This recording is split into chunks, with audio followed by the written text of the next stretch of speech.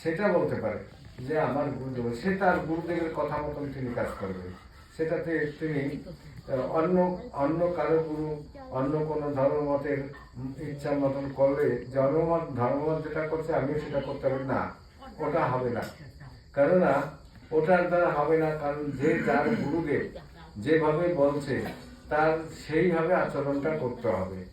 তবেই তার আচরণটা যদি ভুলও হয়, তার গুরুদেবের আদেশে যদি সে কর্ম করে আর সেই কর্মের যদি আচরণে ভুলও হয়, সেই ভুলের ফল ভোগ করবে তার গুরুদেব, সে না। কারণ তিনি তার গুরুদেবের কথা মতন চলছেন। কিন্তু নিজের ইচ্ছা মতন করে গুরুদেবের নাম চালিয়ে দিবে, তাতে তো গুরুদেবের দোষ হবে না। কেননা গুরুদেব সে অপরাধটা নেবেন না, কারণ সেটা তো নিজে তার গুরুর আদেশ মতন করেন না, সে তার নিজের ইচ্ছা মতন করছেন। অতএব নিজের নিজের ইচ্ছা মতন করাটা একটা সেটা হলো তার ব্যক্তিগত ভাবনা।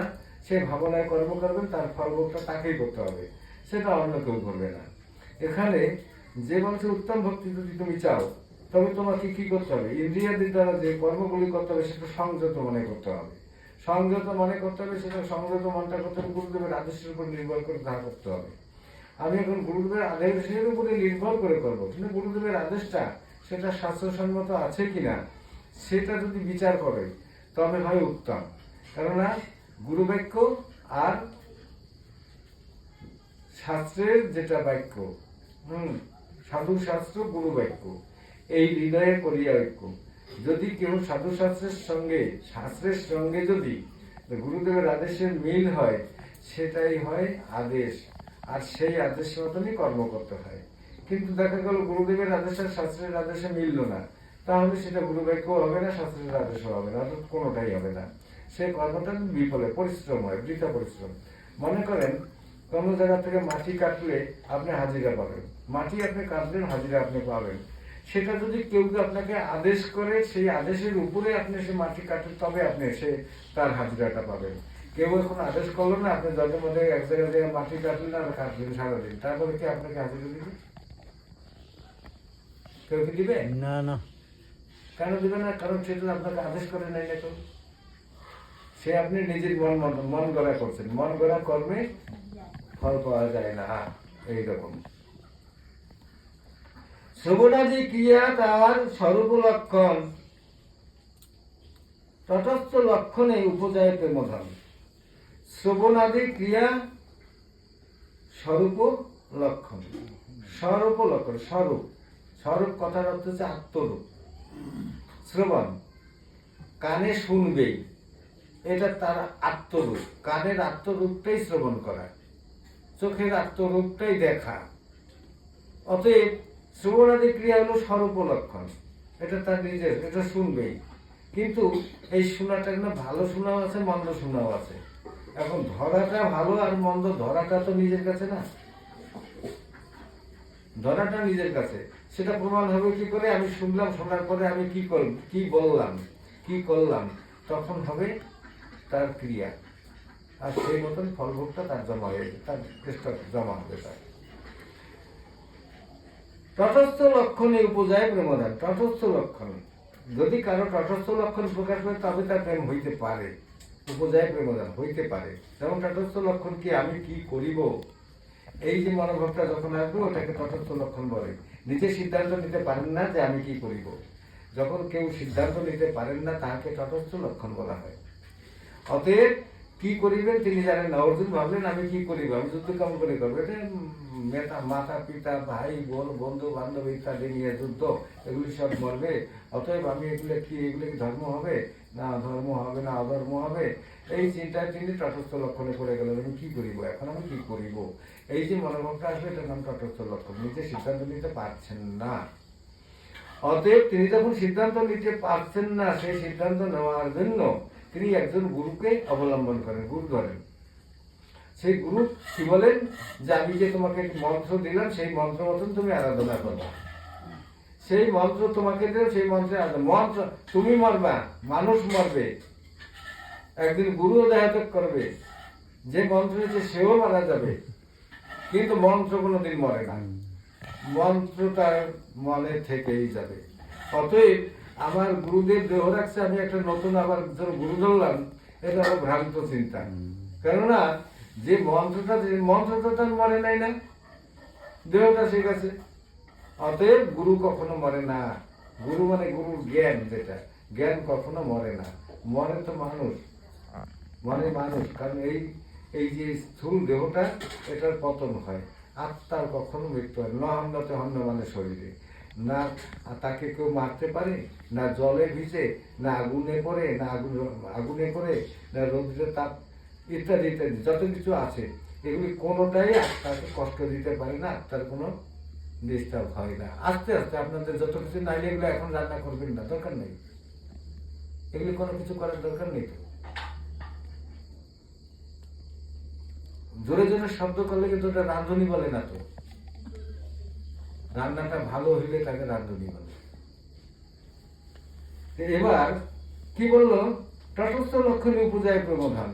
তটস্থ লক্ষণ অর্থাৎ যে একবার ভাবেন যে আমি কি করিব, এই যে মনোভাব যখনই আসে তখন তার প্রেম হওয়ার রাস্তায় তিনি দাঁড়ান, যে হ্যাঁ এর হতে পারে, কেননা তিনি সেই রাস্তাটাকে ধরেছেন।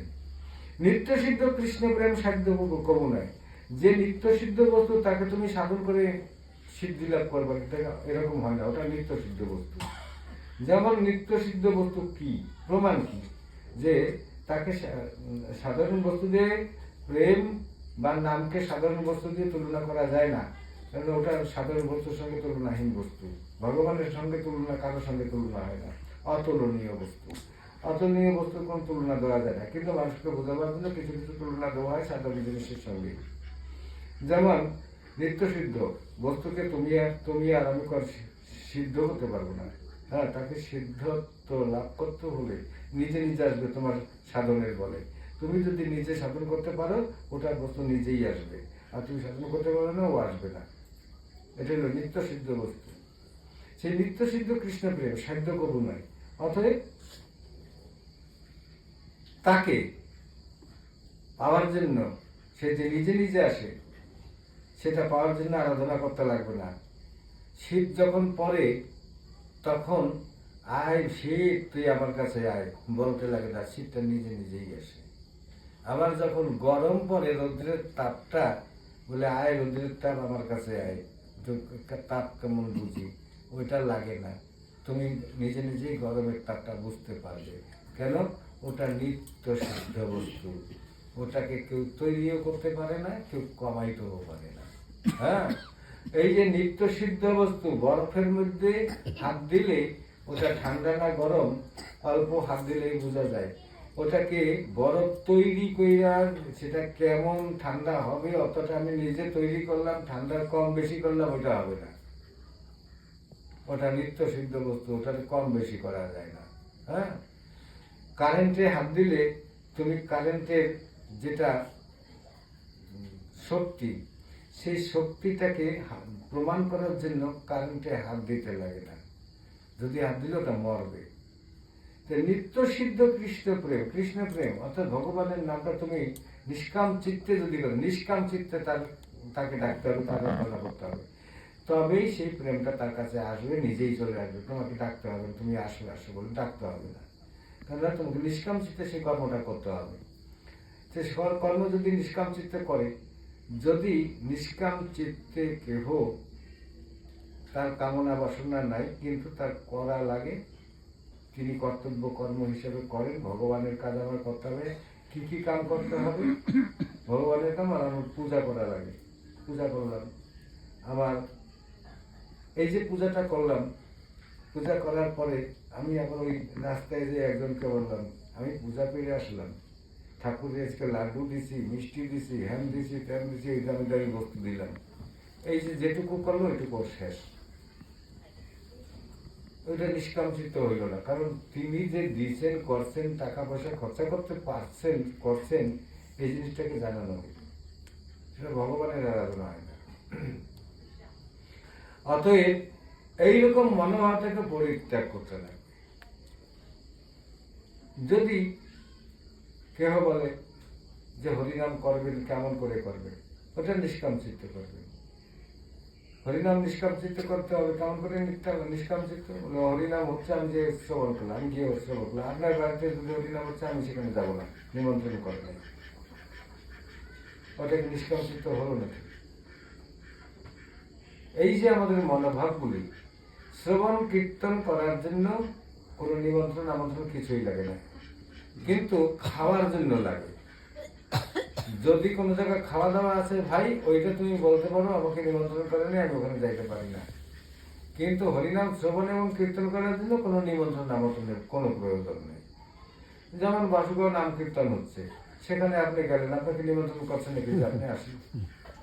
আপনি গালিমারা করে কেন গেলেন? অর্থাৎ শ্রবণ কীর্তন করার, শ্রবণ করার জন্য আর কীর্তন করার জন্য কোনো নিমন্ত্রণ আমন্ত্রণ কোনো প্রয়োজনই নেই। কিন্তু খাওয়া দাওয়া যদি থাকে, সেখানে নিমন্ত্রণ আমন্ত্রণের কথা আছে, সেটা আপনি ক্যান্সেলও করতে পারেন। এবার কি বললো? নিত্য সিদ্ধ কৃষ্ণ প্রেম সাধ্য কবু নয়, শ্রবণ আদি শুদ্ধ চিত্তে করা। এটা শ্রবণ আদি শুদ্ধ চিত্তে, সেটা প্রেম নিজে নিজেই চলে আসবে। তুমি শুদ্ধ মনে শ্রবণ করো, যেমন পরীক্ষিত মহারাজ শুদ্ধ মনে শ্রবণ করেছিলেন। শুদ্ধ মনটা কেমন করে? তার বিষয় আসনের প্রতি তার কোনো লক্ষ্য ছিল না।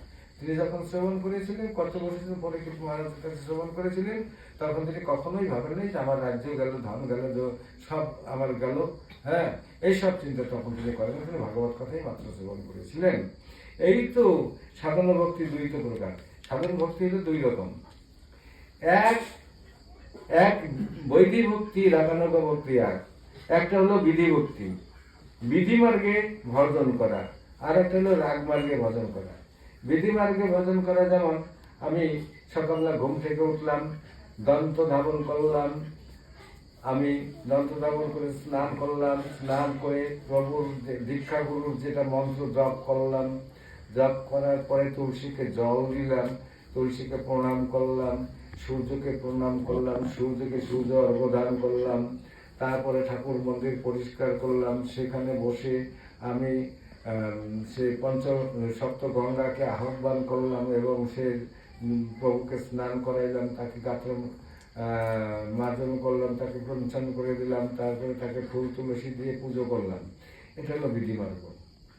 এই বিধি মার্গে এলো ভজন করলে ঠিক এইভাবে বিধি মার্গ অনুযায়ী তাকে যাইতে লাগবে। তুমি সেটা কৃষ্ণ ভজন, কৃষ্ণকে কোন বিধি মার্গে ভজনে এইভাবে তাকে লাইন ধরতে হবে। যদি কেউ বলে আমি রাগ মার্গে আরাধনা করবো, সে রাগ মার্গে আরাধনা করবে, সেটা তার গুরুর কাছ থেকে তুমি রাগ মার্গটা কেমন তাকে জেনে নিতে হবে। আর যদি কেউ রাগ মার্গে আরাধনা করেন, তবে সেই ব্যক্তিরা সাধারণ জীবের সঙ্গে মিলতে পারবে না। কারণ সাধারণ জীব, সাধারণ গৃহস্থ মানুষ, সাধারণ মানুষের সঙ্গে তার সম্পূর্ণ লাইনটা আলাদা হয়ে যায়, তিনি তখন তার সঙ্গে মিলতে পারবেন না। রাগমার্গ ভজনটা বিধি মার্গ মানে না, রাগমার্গটা বিধি মার্গ মানে না। আর তুমি যখন রাগমার্গে ভজন করবে, তখন লোকে তোমাকে নানান রকম বিটকাল নিন্দা করবে, নানান কথা বলবে। কেন বলবে? যেটাতে উনি যে মার্গের পথের না, অতএব উনিটা বলবে। আচ্ছা, আপনি সেই নিন্দা চর্চা শ্রবণ করে যদি আপনি ওটা বাদ দেন, ওই পথটাকে বাদ দেন, তাহলে আপনি কি, আপনি মানুষটা ঠিক না। কেননা আপনি পরের কথায় চলেন। এই যে মানুষের নিন্দা করে থাকবে, পরের কথায় আপনি চলতে ভালোবাসেন। আর যদি আপনি মনে করেন যে না, ও কি বলে বলুক, আমি আবার কর্ম করে দেবো, ঠিক মানুষ ওইটা। আর ওই পারবে ভজন করতে, যে পরের কথায় কর্ণপাত করবে সে কোনোদিন পারবে না, ভজন করতে পারবে না। হ্যাঁ, ধনের অহংকার করলে হবে না। ধন লক্ষ লক্ষ টাকা, তোর আর কত করোড় টাকা আছে রে ভাই, হ্যাঁ, টাকার অভিমান করে বসে থাকবে, তোর কত টাকা আছে, তোর থেকে যে তার অনেক গুণে বেশি অন্য মানুষের আছে, তার সঙ্গে তুই পাল্লা দিবি কি করে? হ্যাঁ, পারবি না। অতএব তুমি সেদিকে যেও না। ওটা চিন্তা করলে না তোমার হবে, না গোবিন্দের হবে, না সাধারণ পাবলিকের হবে, সাধারণ পাবলিকেরও হবে না। মানুষে অন্যায় পথে যদি টাকা ইনকাম করে, সেই টাকা দিয়ে গোবিন্দের ভজন করে, সেটা ভজন নাই, সে ভজন হয় না। যদি কেউ বলে যে হ্যাঁ আপনি, আমি প্রমাণ করে দেবো, হয় কিরকম? যে আমি ওই অন্যায় করা টাকা দিয়ে ডাল কিনলাম, চাউল কিনলাম, সেটা দিয়ে রন্ধনা আদি করে ঠাকুরের ভোগ টোক সব দিয়ে মানুষকে ভোজন দিল, তাতে কি পেট ভরে না নাকি? সেটা অন্যায়ের টাকা, তাহলে সেটাকে পেট ভরে না? হ্যাঁ, কেন ভরবে না? পেট ভরে তো। কিন্তু তোমার ওই পেট ভরানোটাই, ও তোমার পেট ভরানোটা তুমি ভরাচ্ছ, খরচা তুমি করেছো, তুমি তাদের পেট ভরাচ্ছ, কিন্তু পুণ্যটা তোমার হবে না, কেন তুমি তো সৎ পথের পয়সা নয় তো, অতএব পুণ্যটার অধিকার তুমি হতে পারবে না।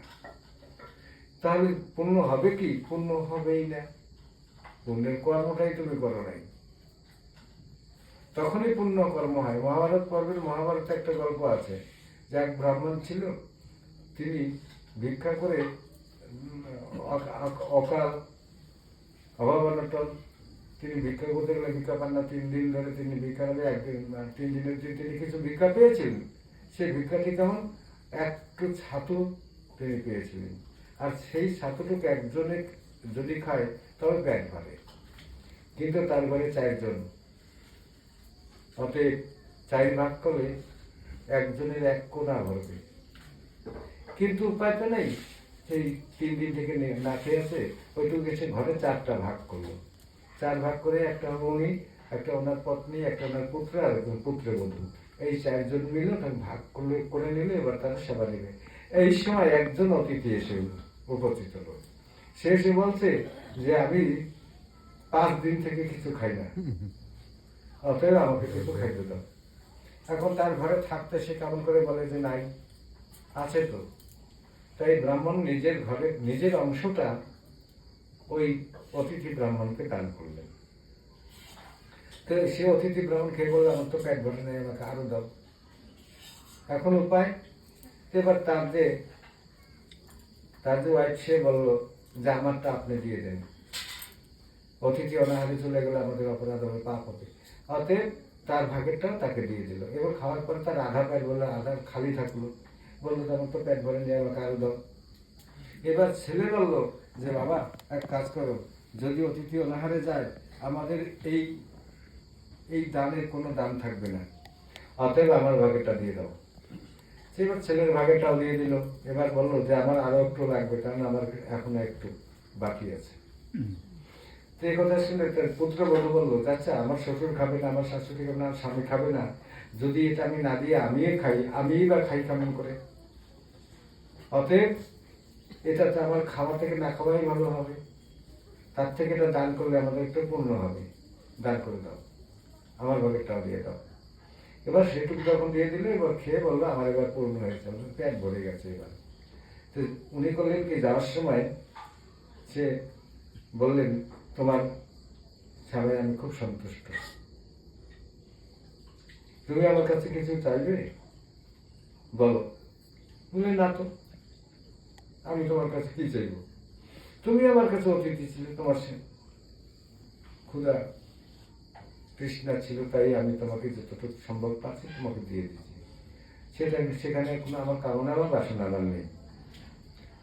তিনি বললেন ঠিক আছে, তোমার দানের জন্য আমি খুব সন্তুষ্ট হয়েছি, আমি তোমাকে আশীর্বাদ করলাম, তোমরা 4 জন মিলে এবং স্বর্গে বৈকুণ্ঠে যেখানে আছে সেখানে যাও।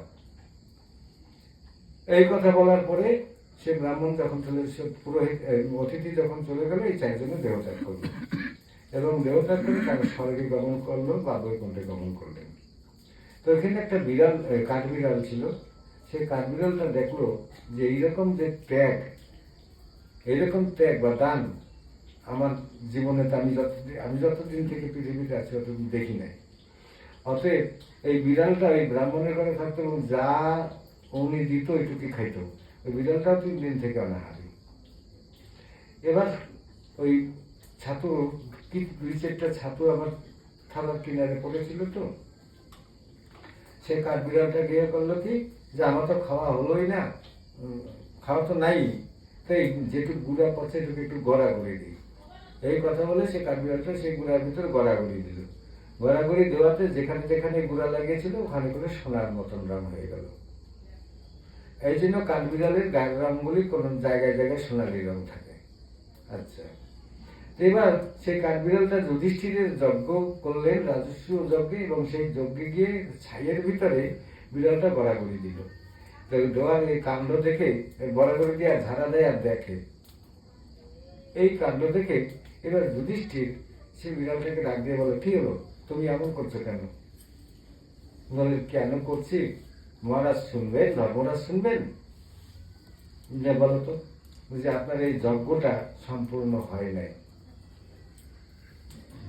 যজ্ঞ করেছিল এক ব্রাহ্মণ, সে তার খাদ্যদ্রব্য একজন অতিথিকে দান করার পরে যে কিছু গুঁড়া পড়েছিল, আমি সেখানে গড়াগড়ি দেওয়ার পরে আমার এই যে শরীরের জায়গায় জায়গায় স্বর্ণবর্ণ হয়ে গেছে। তা ভাবলাম যুধিষ্ঠির মহারাজ বা ধর্মরাজ যে যজ্ঞ করলো, সেই যজ্ঞ ভস্যে যদি আমি গড়াগড়ি দিই, সম্পূর্ণটা আমার স্বর্ণবর্ণ হয়ে যাবে, তাই এসে আমি গড়াগড়ি দিলাম। কিন্তু আপনার যজ্ঞটা তার যজ্ঞের মতন হয় নাই। তো দেখুন, এই যে দান, যুধিষ্ঠিরের রাজস্ব যজ্ঞটাও কিন্তু এখানে ক্ষীণ হয়ে গেল, পারে নাই। কর্ম যেটা নিষ্কাম দান, নিষ্কাম ভাবে করা হয়, সেটাই দিতে পারে ফল। আর যেটা নিষ্কাম হয় না, সে কোনো ফল দিতে পারে না। যুধিষ্ঠিরের রাজস্ব যজ্ঞটা ছিল কামনাযুক্ত, আর এই ব্রাহ্মণের যেটা দান ছিল, দান যজ্ঞ বলা হয় এটাকে, এই দানটা ছিল নিষ্কাম, অতএব এটা ফল দান করতে পারছে, শক্তি দিতে পারছে। এর আগে হয়তো আলোচনা করেছিলাম যে ভক্তিবিনে কোনো কর্মে দিতে না রে ফল, এই কথাটা এর আগে আলোচনা করা হয়েছিল। তো সেজন্যই বলা হচ্ছে, এই যে সাধন ভক্তি, এই সাধন ভক্তিও ততক্ষণ পর্যন্ত তিনি ফল দিতে পারে যতক্ষণ পর্যন্ত নিষ্কামটা যোগ না হয়, অতক্ষণ পর্যন্ত পারে না। যখন নিষ্কামে কামনা হয় তখন পারে, সেটা ফল দিতে, তার আগে পারে না।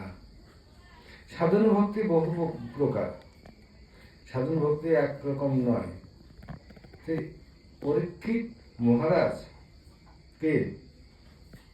পরীক্ষিত মহারাজকে সুখদেব বলেছিলেন, তিনি বলেছিলেন কি, যে ভরত বংশের আপনি পরীক্ষিত মহারাজ, যারা গৃহাসক্ত ব্যক্তি, মায়াবন্ধন ক্রমশ তাদের দৃঢ় হয়, তাদের মধ্যে মায়ার বন্ধনটা দৃঢ় শক্ত হয়। যে ব্যক্তি মোক্ষ বা মায়াবন্ধন থেকে মুক্ত হতে ইচ্ছুক আছে, তিনি ভগবান ঈশ্বরের গুণগান করিবেন, লীলাদি শ্রবণ করিবেন এবং কীর্তন করিবেন এবং তাকে স্মরণ করিবেন সবসময়। তিনি যে এইভাবে যিনি চলতে পারেন, তিনিই মাত্র পারেন সে মোক্ষ লাভ করতে, তবু প্রেম লাভ করতে। যদিও মোক্ষ আর প্রেম এক জিনিস না, কিন্তু বাসনা অনুযায়ী তিনি সেই ফলটুকু লাভ করিয়া থাকেন। ভগবান বিষ্ণুকে সর্বদাই স্মরণ মনন করিবে, কর্তব্য, কখনো ভুল করা উচিত নয়। যত বিধি ও নিষেধ আছে, সে সমস্ত এই দুটি বিধি নিষেধের মধ্যেই পড়ে। কি? এক, ভগবান বিষ্ণুকে সর্বদাই স্মরণ করা কর্তব্য, এক, আর তাকে ভুলে যাওয়া উচিত নয়, দুই। তাহলে স্মরণ করা আর ভুলে না যাওয়া, একটা হলো বিধি আর একটা হলো নিষেধ। কি? বিধিটা হলো স্মরণ করা, আর ভুলে যাওয়া উচিত নয়, এটা হলো নিষেধ, ভুলিবে না, এটা হলো নিষেধ। বিধি হলো কি? কৃষ্ণকে স্মরণ করা, নিষেধ হলো ভুলে না যাওয়া। এই বিধি নিষেধের অন্তর্গত সব বিধি নিষেধগুলি, এই দুটি যে ভুলে যাবে, কোনো বিধি নিষেধ তাকে কাজ করবে না। সাধন ভক্তি বিবিধাঙ্গ, বহুত বিস্তার, সংক্ষেপে কহিয়ে কিছু সাধনাঙ্গ সার। গুরু পদাশ্রয় দীক্ষা, গুরুর সেবন, গুরু পদাশ্রয় করতে হবে এবং দীক্ষা গুরুর সেবন করতে হবে, দীক্ষা নিতে হবে এবং গুরু পদাশ্রয় করতে হবে, গুরুর দীক্ষা মন্ত্র নিতে হবে এবং গুরুর সেবা করতে হবে। যেমন দীক্ষা নিলে হয় না, গুরুর সেবা করতে হয়। তো গুরুর সেবাটা কিরকম? যে গুরুর আদেশ পালন করাটাই হলো গুরুর সেবা। কেহ কেউ কেউ কিছু ভক্ত হয়তো উদাহরণ দিতে পারে যে আমি ক্লাস 1-এ পড়ছি, 2-তে পড়ছি বা 5-এ পড়ছি, এখন আমি বিএ পড়বো, এমএ পড়বো, অতএব আমি কি সেই ক্লাস 1-এর গুরুর শিক্ষা মানে বিদ্যা পাঠের গুরু, সেই গুরুকে কি ধরে বসে থাকলে হবে নাকি? আমার কি সে কি বলে কলেজের বা ইউনিভার্সিটির শিক্ষক ধরতে হবে না? তাহলে কি গুরু চেঞ্জ করা হলো না? এরকম যে হয়তো কেউ বলতে পারে।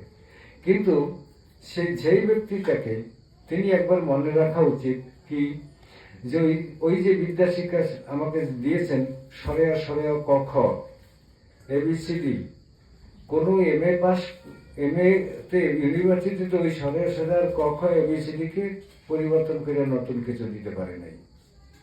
সব ওই সরেয়া সরেয়া ক খ আর এবিসিডির ভিতরেই রয়ে গেছে, 1-2-এর ভিতরেই রয়ে গেছে। ওখান থেকে নতুন তো কিছু দিতে পারে নাই। সেটা ওখান থেকে নিয়ে সেখানে তারা ওটাকে বিতংভাবে আরো বুঝিয়ে দিচ্ছেন। ব্যক্তিটা কতখানি আছে, একটা সরাইয়ের কাঠের ভিতরে আগুন আছে, সেটা পকেটে নেওয়া যায়, কিন্তু আগুন জ্বালাইলে কি পকেটে নেওয়া যায় নাকি? নেওয়া যায় না। সে সরাইয়ের কাঠিটার ভিতরে কতখানি আগুন আছে সেটা একটা সরাইয়ের কাঠি একজনে দিয়ে দিল, কিন্তু আর একজনে তাকে বুঝিয়ে দিল এটার ভিতরে এতখানি আগুন আছে। এই যে সত্য বস্তু যেটা, অর্থাৎ কোন স্কুলের শিক্ষক দিয়ে কৃষ্ণ আরাধনার গুরুর সঙ্গে তুলনা করলে তাহলে ভগবানকে অসম্মান করা হয়। কেননা ভগবানকে আরাধনার গুরু তিনি জ্ঞানী না মূর্খ সেটা বিচার করতে নেই। কিন্তু ইউনিভার্সিটির গুরুটার সঙ্গে যদি একটা প্রাথমিক স্কুলের শিক্ষকের সঙ্গে আমরা তুলনা করি, তাহলে অপমান করা হয় সেই প্রাথমিক স্কুলের শিক্ষকটাকে অপমান করা হয়, আর ইউনিভার্সিটির প্রফেসরটাকেও অপমান করা হয়। কেননা আমি যার সঙ্গে যার তুলনা করলাম সে তো তাকে অসম্মান করা হলো। আমি তুলনা করতে জানি না, অথচ আমি করে ফেললাম, এতে দুইজনেরই অসম্মান হয়। আর যে যান গুরু, মন্ত্রের গুরু, ভগবানকে আরাধনা করার জন্য যেটা মন্ত্র প্রদান করে সেই গুরু, যে সে তার সেই বিদ্যা নাও থাকতে পারে, সেই বিদ্যা থাকলেই সে গুরু হইতে পারবে, না থাকলেও হইতে পারবে না, এমন কোনো কথা নাই। চৈতন্য চরিতামৃতে বলছে কিবা বিপ্র কিবা নেশি শূদ্র কেনে নয়, যেই কৃষ্ণ তত্ত্ববেত্তা সেই গুরু হয়। কিবা বিপ্র, ব্রাহ্মণ হইতে পারে, ব্রাহ্মণ নাও হইতে পারে। কিবা নেশি, অর্থাৎ সে ব্রহ্মচারী হইতেও পারে, সে বানপ্রস্থিও হইতে পারে, গৃহস্থ হইতে পারে। কিবা বিপ্র কিবা নেশি শূদ্র কেন নয়, সে শূদ্র হইতে পারে, ব্রাহ্মণ হইতে পারে, আচরণদারও হইতে পারে। যেই কৃষ্ণ তত্ত্ববেত্তা, ভগবান শ্রীকৃষ্ণকে যিনি জানেন সেই গুরু হয়। তার উদাহরণস্বরূপ বলা যায় রোহিদাস মুচি, যে মুচির কাম করছে, মুচি ছিল, তাকে নিয়ে ধর্মরাজ যুধিষ্ঠির কেন সেবা দিলেন? তো মুচি বলে তো ঘৃণা করে তাকে না নিতে পারতেন, তাকে নাও রাখতে পারতেন, তাকে নিয়ে কেন সেবা দিলেন? অর্থাৎ কৃষ্ণ ভক্তের কাছে ওই ব্রাহ্মণ ক্ষত্রিয় বৈশ্য শূদ্র মুচি এগুলি কোনো বিচার নেই।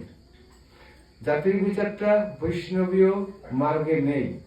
অতএব শ্রীমন মহাপ্রভু তিনি তার দিগদর্শনে এই কথাটি বললেন। কি বললেন? কিভাবে প্রতিবানেশী শূদ্র কেন নয়, যেই কৃষ্ণ তত্ত্ববেত্তা সেই গুরু হয়। যিনি কৃষ্ণ তত্ত্বকে জানেন তিনি গুরু। আমরা জানি যে উপনিষদে বর্ণনা করা আছে যে সত্যকাম জাবালার কথা। সত্যকাম জাবালা কোন ব্রাহ্মণ ছিল না। অতএব উপনিষদে তার নাম কেন? জ্ঞানের জন্য, তার জ্ঞানের জন্য, তার আরাধনায় উপনিষদে তার নাম আছে। এইরকম অনেক মুনি ঋষিরাই আছে যাকে আমরা জানি না সে ব্রাহ্মণ না শূদ্র, কিন্তু মুনি এটা জানি। কিন্তু কোন মুনি ঋষিদের নামের আগে কোন চক্রবর্তী, ভট্টাচার্য বা দাস, ঘোষ, ভুবমিত্র ইত্যাদি টাইটেল লেখা থাকে নাই, এখনো নাই। যেমন আমরা ব্যাসদেবের পিতা ছিল পরাশর, নামটা আমরা জানি পরাশর মুনি, কিন্তু পরাশর সিংহ, পরাশর চক্রবর্তী এরকম কোনো কিছু বোঝা গেছে নাকি? আছে নাকি টাইটেল? তাহলে কেমন করে বুঝলাম উনি ব্রাহ্মণ বা ক্ষত্রিয় বা বৈশ্য বা শূদ্র? বিশ্বামিত্রের একেবারে কোনো টাইটেল আছে নাকি? কোনো টাইটেল নেই, তাহলে কেমন করে বুঝলাম উনি কি? এইগুলি হয়েছে আমাদের নিজের মনোকল্পিত কিছু কথা। আগে পরের কথাগুলিকে চিন্তা করতে হবে যে কি আছে কি নাই। মুনি বলা হয়েছে, মুনি কথার অর্থ হচ্ছে মননশীল ব্যক্তি। যিনি মননশীল, কিসে মননশীল? যদি কেহ বিদ্যায় মননশীল হয়, তাহলে সেই বিদ্যার দ্বারা তিনি যে আরাধনায়, যে তপস্যা করছেন, সেই তপস্যা যুক্ত কর্মের দ্বারা সেই বস্তুটুকু লাভ করতেন। যেমন মহর্ষি চরক, মহর্ষি সুশ্রুত, এরা ছিল বৈদ্য বা চিকিৎসক, চিকিৎসা বিদ্যা। এই জন্য মহর্ষি চরক বা মহর্ষি সুশ্রুতকে কখনো ভগবান আরাধনার মন্ত্র প্রয়োগ করেন নাই বা ওইগুলির দিকে বলেন নাই, শাস্ত্রে তাকে বলেন, উদাহরণ দেয় না, চিকিৎসক হিসেবে উদাহরণ দেয় সুশ্রুতকে বা চরককে। ঠিক তেমনি অশ্বিনী কুমার হলো বৈদ্য বা চিকিৎসক। অশ্বিনী কুমার দ্বয়, দুইজন, এরা সেই চিকিৎসক হয়েছেন কিসে? যে তারা দেব বৈদ্য ছিল, দেবতাদের বৈদ্য ছিল, চিকিৎসক ছিল। যেমন বিশ্বকর্মার টাইটেলটা কি?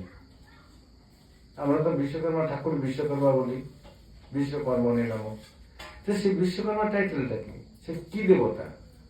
বলে সে লোহা লক্করের দেবতা, যন্ত্রপাতির দেবতা। হ্যাঁ, কিন্তু তার তো কোনো আগে পরে কোনো টাইটেল দেখি না। আমরা দেবরাজ ইন্দ্রের আগে পরে টাইটেল কি? কোনো টাইটেল নেই। মহাদেবের আগের পরে টাইটেল কি? কোনো কিছুই নেই। ব্রহ্মার আগের পরে টাইটেল নেই, বিষ্ণুর আগের পরে কোনো টাইটেল নেই। আমরা এখন কোন একটা ছোটা দিলে তাকে একটা কিছু ঢুকাই দিয়ে তার একটা টাইটেল বসায় দিয়ে দিল, বললাম কি নন্দ গোয়ালা, তার পুত্র কৃষ্ণ গোয়ালা। কিন্তু নন্দ মহারাজ আমরা জানি, নন্দপুত্র কৃষ্ণ নন্দন জানি, কিন্তু নন্দ মহারাজের যে আগে পরে কি টাইটেল আছে তা কিন্তু জানি না, ওটা দেখাও যায় না। কিন্তু গোয়ালা বলে উল্লেখ করছে। গোয়ালা তো তুমি দুধ বিক্রি করতে পারো, তোমাকে তো গোয়ালাই বলবে। তুমি হাল মারবা, তোমাকে তো চাষি বলবে। তুমি ইঞ্জিনিয়ার করবা, তোমাকে ইঞ্জিনিয়ারই বলবে। তুমি ডাক্তারি করবা, তোমাকে তো ডাক্তার বলবে। সেটা মেথড হতে পারে, মেথড হলে কি ডাক্তার হতে পারবে না দেখি, মেথড হলে মাস্টার হতে পারবে না দেখি। তুমি মেথড হলেও তো ডাক্তার মাস্টার হতে পারবে। তাহলে সেটা তুমি বিচার করতে পারবে না। এই যে ভাবনাটা, এই ভাবনাটার উপরে নির্ভর করেই এবার চৈতন্য চরিতামৃত বললো কিভাবে পুরো কিভাবে সেই শূদ্র কেন নয়, যেই কৃষ্ণ তত্ত্ববেত্তা সেই গুরু হয়। গুরু সেই হইতে পারে যে ভগবান শ্রীকৃষ্ণকে জানবেন, ভগবান শ্রীকৃষ্ণকে জানেন, ভগবান শ্রীকৃষ্ণের তত্ত্বটাকে জানেন, যিনি সেই তত্ত্বকে জেনে সাধারণ মানুষের ভিতরে ভগবান শ্রীকৃষ্ণকে বুঝিয়ে দিতে পারেন, নিজে বুঝেছেন এবং অন্যকে বুঝিয়ে দিতে পারেন, তিনি গুরু হওয়ার উপযুক্ত, অন্য কেউ নয়। রাধে রাধে।